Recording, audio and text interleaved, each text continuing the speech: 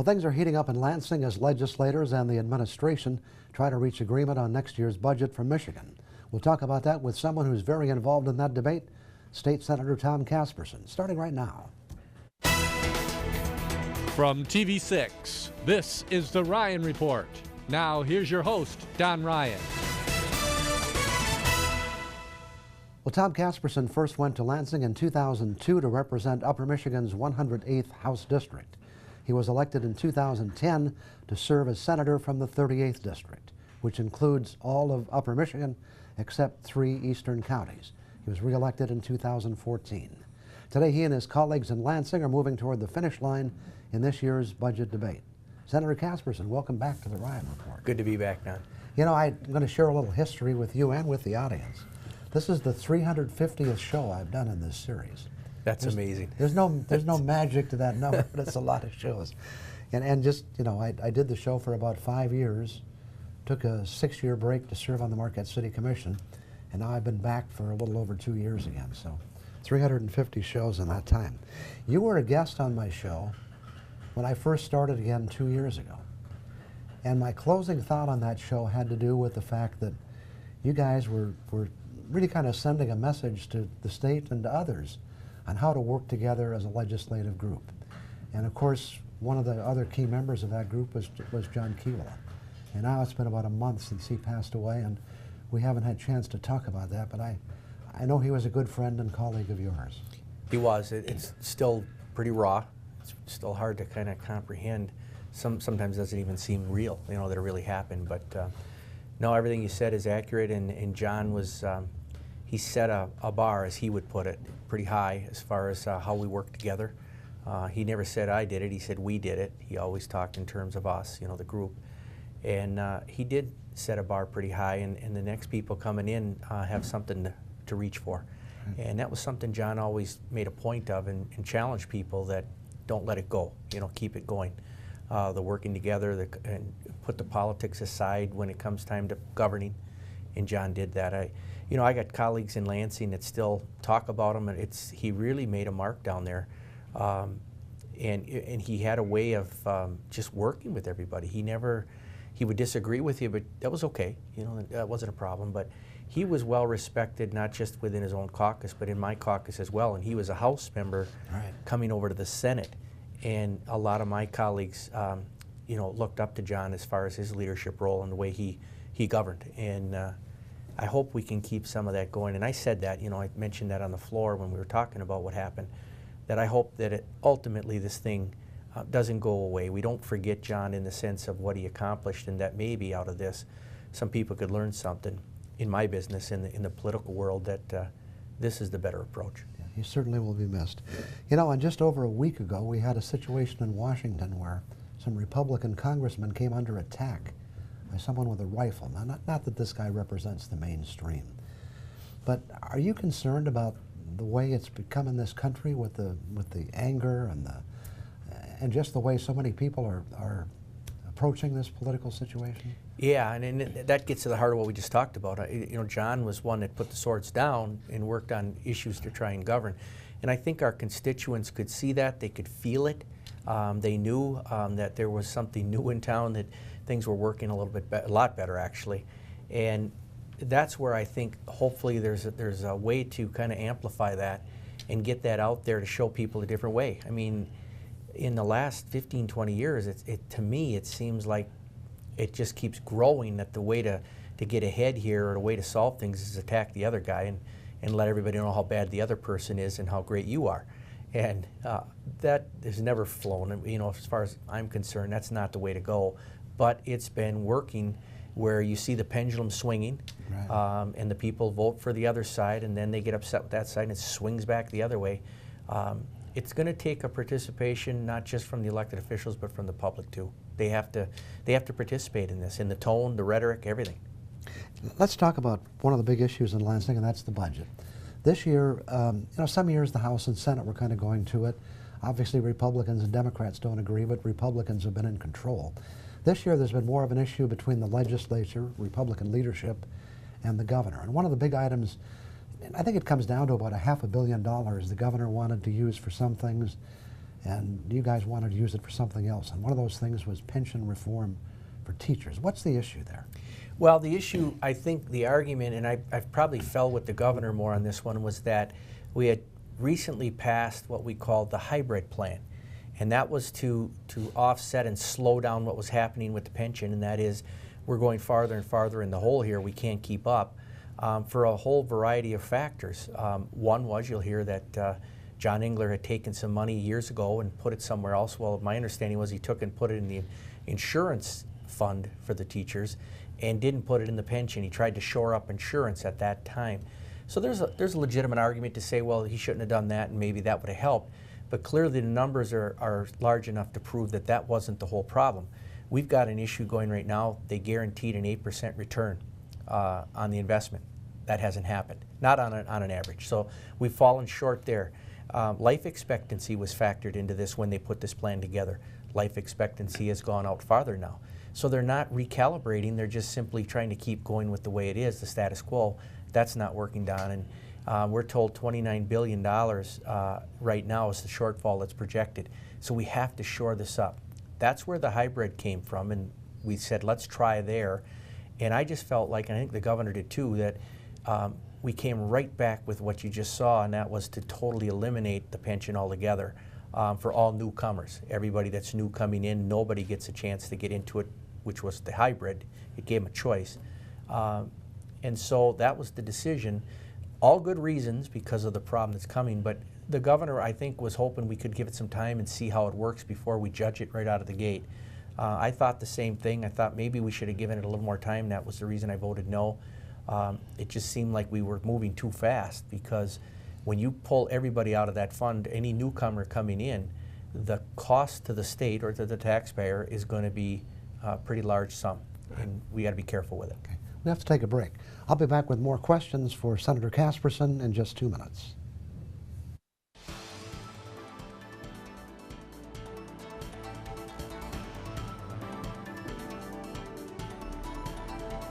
I'm talking this morning with State Senator Tom Casperson. Let's go through a few items quickly. Still on the budget, K-12 and higher education, how are they faring this year? I think they're doing pretty good. We've kept the X2 formula in there, which gives our lower funded schools double the amount of the foundational allowance. So they're going to get, I think it's upwards of $100 per student, roughly 100 and 120. And then half of that will go to the schools that are at a higher level. And the whole issue behind that is to try and fulfill what really was Proposal A, to close the lower funded schools to the higher funded schools, the gap. And so that was put in there. It looks like that's made it through. So I think it's, you know, we're going in the right direction, the positive direction. There's a debate in Lansing about funding for corrections, and I think everyone admits Michigan perhaps spends too much money, but there's a concern that perhaps some Republicans want to reduce those numbers too quickly, and the solutions could lead to some safety issues. What are your thoughts? Yeah, I would share those concerns in that I've been assured they're not closing a prison, but I'm also being told by corrections and by, not so much corrections, but my colleagues that are working on their budgets, that the beds, the needed beds are being reduced greatly. So in other words, the population has been dropping for prisons. So that sounds good on the surface, except I've been meeting with my sheriffs in my district. I was up in Houghton, I was over in Ontonagon, I've talked to the folks here in Marquette, I've talked to Delta County, just about any sheriff I can think of, I've been talking to them. And what I'm finding is their population is at high numbers or beyond, meaning critical numbers. And Houghton certainly would be part of that. Ontonagon is struggling with their population, which is growing. So I would question, and I questioned the Senate Appropriations Chair, is there a correlation to some of the things we're doing through sentencing guidelines, letting people out early, the idea of you can't go to prison, it's more of a local offense, so the judges' hands are tied, they're putting them in local jails. I think there might be some of that, Don, and that concerns me. We're shifting the burden to the counties versus the state taking. And this would not be the first time something like that's happened. It would not be the first time, but it's not good either, and it's tough on our local units, our sheriff's departments. They're bearing the brunt of some of this, and I'm not going to say it's all of that, but there's just too much of a coincidence what's happening with our local jails. big box stores continues to be in the news, failed in the Senate last year. Any hope of something happening this year? Yeah, I think we're going to try and take a piece of the onion and peel it back one piece at a time. The approach now is that everybody is coming around the table saying, why don't we take on one thing at a time with this thing? And the first thing out of the gate will be this idea of deed restrictions, and not to eliminate the ability for people to use deed restrictions. There's a tool, or it's a tool to be used, but they shouldn't be able to then go use those same buildings for a comparable. So if we just focus on that, that alone would make a big dent in what's going on right now. So that's the hope right now, is take it a piece at a time and run it through that way. Okay. One of the things we're hearing about in Lansing is doing away with the need for a concealed weapons permit. Good idea or bad? It's good on the surface if you're a Second Amendment person and you really believe that the government should be limited in their scope of regulating us, especially the law-abiding citizen. This one has some tentacles in it, though, that are making the people a little bit jittery, including I've talked to some gun clubs that, you know, they're definitely Second Amendment, believe they have the right to carry, and it's the training part of it. And the reason for that is, if we don't require some type of training, then how do we educate folks on the laws that exist in Michigan? Because they're not all the same from state to state. So you lose that opportunity there. Now maybe there's a way we can put together a guide that you get when you purchase a gun, much like you do when you get a hunting license. They tell you what you can and can't do. I think at the bare minimum, if this were to pass, we'd need something like that. And the other is, because I've gone through the training, and one thing I learned is I hunt, I use guns. I'm not an anti-gun at all. I'm Second Amendment all the way. But I learned something in training, and that was there's more to it than just owning a gun. There's a responsibility that comes in, and there's an adrenaline issue if you were to encounter a problem. And so you learn all that in these classes. So that would be my only concern, that we lose that opportunity to train people that maybe don't have that type of training. But I'm certainly open to letting them carry and letting them have ownership of a gun. Okay. And one issue that's kind of interesting for those of us in the UP, the possibility that people could be prevented from letting their car run in the winter time in their driveway because of local ordinances. Yeah, we found that out. A representative from over on the west side of the state introduced legislation, and we took it up in my transportation committee, and I didn't really realize it could be. I mean, Yeah. It was one of those things you just can't believe it's true, but there was the ability for an ordinance to be put in place that if you went and started the car in the morning, let's say for your wife to go to work, and you wanted to make sure her car was warm in the wintertime, by doing that you were breaking, in a sense, the law, because you had your keys in the ignition, the car was running and the doors weren't locked, you were warming the car up. And so that's been changed. Now it's the only place you can do that is if you're alongside of the highway and you were to leave your keys in the car with the engine running. And quite frankly, I can't figure why anybody would do that and walk away from their car, but I think we did clean that one up. Okay. We have some other issues to talk about. We'll be back with questions and answers in just 2 minutes.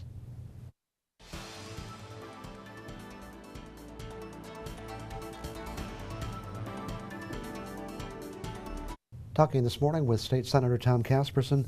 One of the bills you've worked on is under the heading of land plan reform. In some cases, the state acquiring land is a good thing. You feel that's not always true, right? Yeah, I think where there's massive ownership, it affects our local units of government heavily, and it really only applies in the Upper Peninsula and northern Lower Michigan. You get south of Clare, they really don't own much land anywhere. And that was really what the thrust behind forcing the discussion. Certainly not opposed to them owning land, but I think locals have to have some say here when it really affects them to a large degree. And the question really is, how much do we need? Is this legislation likely to pass? Yeah, we're really close. The Senate's ready to vote on it. It's sitting in the Senate right now. We have plenty of votes to move it. We're waiting for the House to do their deliberations. The committee chair is working on it right now, and they're going through the process. They've held hearings. I'm holding on to the bill till I get confirmation from the chairman over there that he's ready, and then we'll send it over to him. Another issue has been the trust fund, Natural Resource Trust Fund grants. And I think we could all agree, again, this is a good program. But, and the grants come from mineral leases, mainly oil and gas, used for recreational purposes. But this year, what happened? The Senate decided to offer some additional grants? Yeah, actually, they didn't. What they did was they had the scored projects that scored very well that the trust fund left out, and for some reason didn't want to fund those programs. The Senate included those programs. So they only included programs that the trust fund themselves have scored very high. And the reason that's relevant is because the trust fund also approved some projects that scored very low. In fact, so low, they were below the threshold that they set for themselves.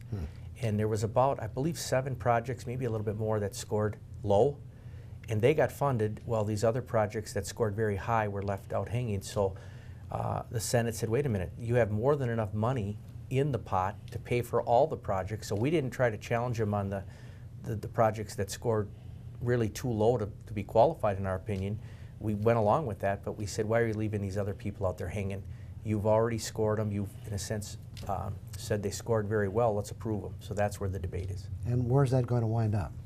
It's going to be somewhere in the middle because there's 2 issues here. One is, does the legislature have the authority to approve projects? We are, they're saying, the trust fund's saying, we are the ones that have the authority to approve. You can throw them out, you can disapprove, but you can't approve projects. So the constitutional debate is there, but the other side of that equation, where I think we've certainly gotten the trust fund's attention, is the trust fund board, is they're putting together they've been storing money up in what's called a stabilization fund. There's nowhere in the Constitution that says they can do that. That's over and above the $500 million corpus that was met. So that's really where the debate's coming in, and in this case, they had plenty of money to fund all the projects, but instead of funding them, they took a big chunk of it and put it into this, what they call stabilization fund, which has reached almost $80 million. Okay. And so if they would have funded everything, they still would have had money left over and could have put it into the stabilization fund, but we're challenging the authority to even have the fund. We have only about a minute left, but you got involved with a man named Roy Hinkson. What happened to Roy?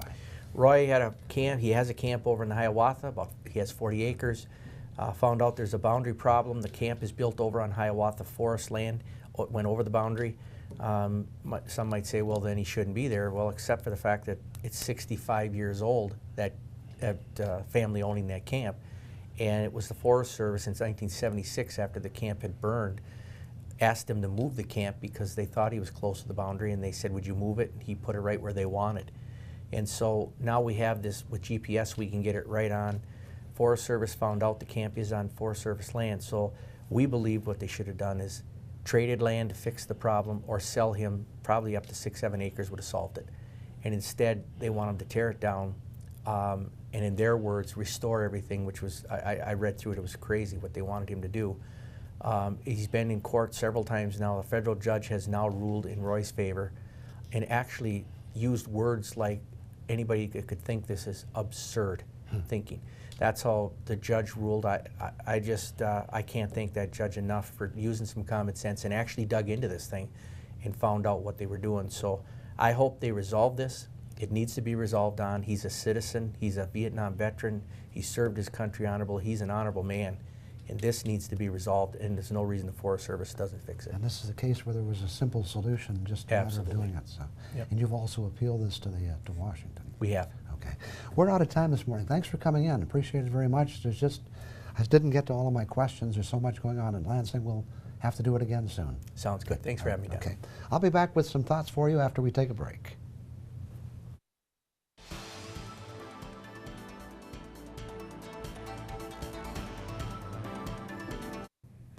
Well, we talked about some important things this morning, but here's a fact I'm betting you didn't know. Last year, Americans bought over 7 billion rolls of toilet paper. 7 billion rolls of toilet paper. And here's something else our younger viewers might not even know. There was a time when it was not uncommon for people to use the newspaper, the phone book, or the Sears catalog to fulfill their toilet issue needs. The catalog could serve actually double duty. Pass the time by checking the items for sale, then rip out a page and, well, you get the idea. The use of the Sears catalog declined in the 1930s when they started printing on glossy paper. Some people actually wrote to Sears to complain. Well, my complaint today isn't about the quality of the paper available. You can find just about whatever you're looking for. And I'm not complaining about the size of the squares. We dealt with that once before. What does irk me, however, is the size of the packaging. You see, I'm not the best price shopper, but I do try to make good decisions when I'm in the grocery store.